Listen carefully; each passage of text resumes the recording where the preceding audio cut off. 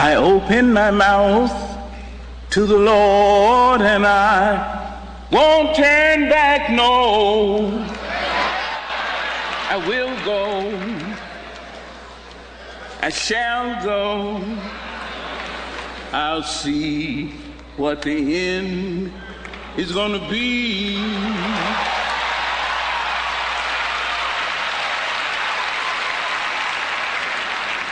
In the midst of national tumult, in the median of international violent uproar,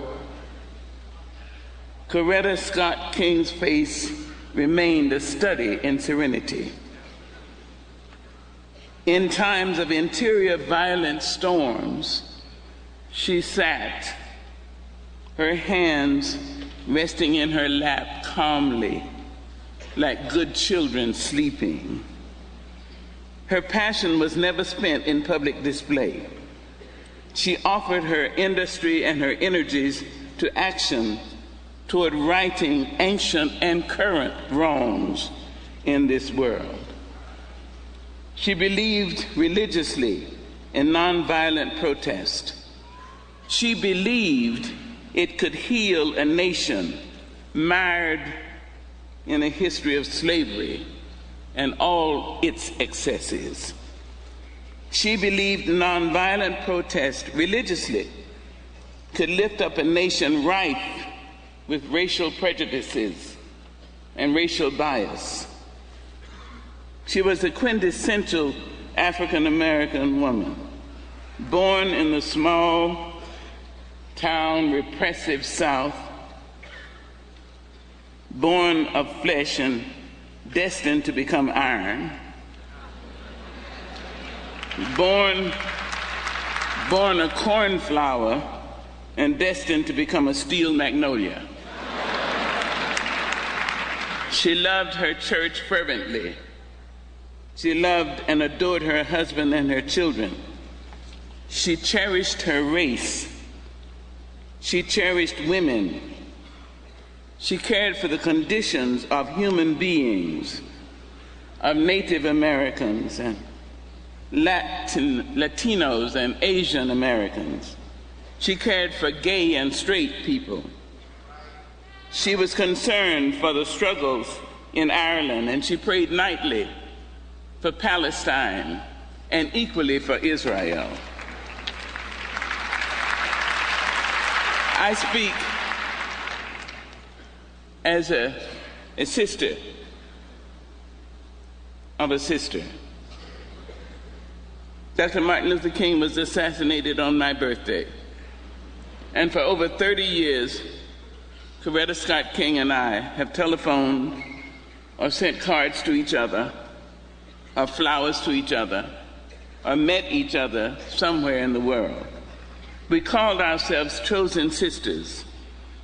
And when we traveled to South Africa or to the Caribbean, or when she came to visit me in North Carolina or in New York, we sat into the late evening hours calling each other girl.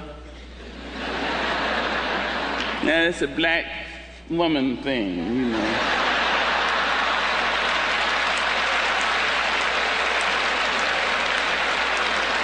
And even as we reached well into our 70th decade, we still said, girl.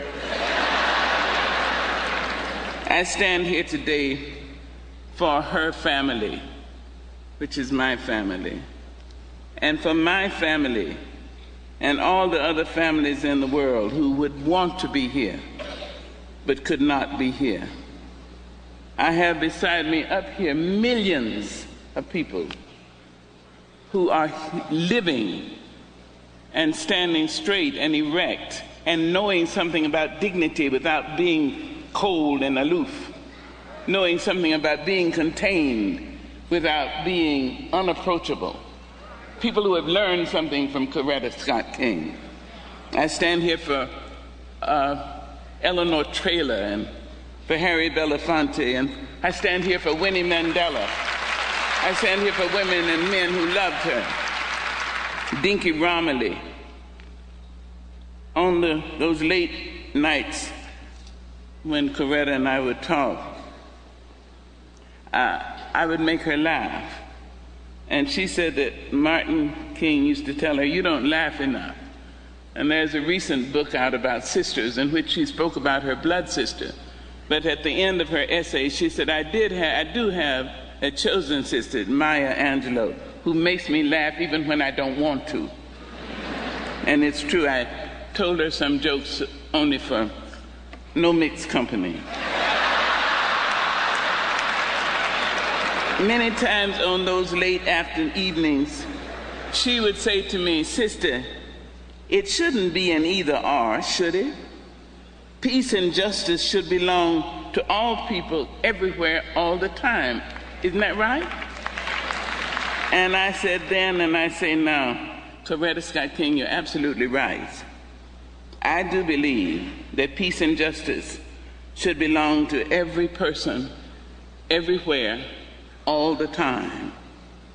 And those of us who gather here, principalities, presidents, senators, those of us who run great companies, who know something about being parents, who know something about being preachers and teachers, those of us, we owe something from this minute on, so that this gathering is not just another footnote on the pages of history.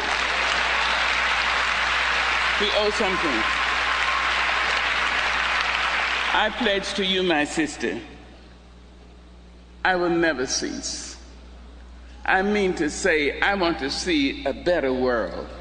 I mean to say, I want to see some peace somewhere. I mean to say, I want to see some honesty, some fair play. I want to see kindness and justice. This is what I want to see, and I want to see it through my eyes and through your eyes, Coretta Scott King. I open my mouth to the Lord, and I won't turn back, no. I will go, I shall go. I'll see what the end is going to be. Thank you.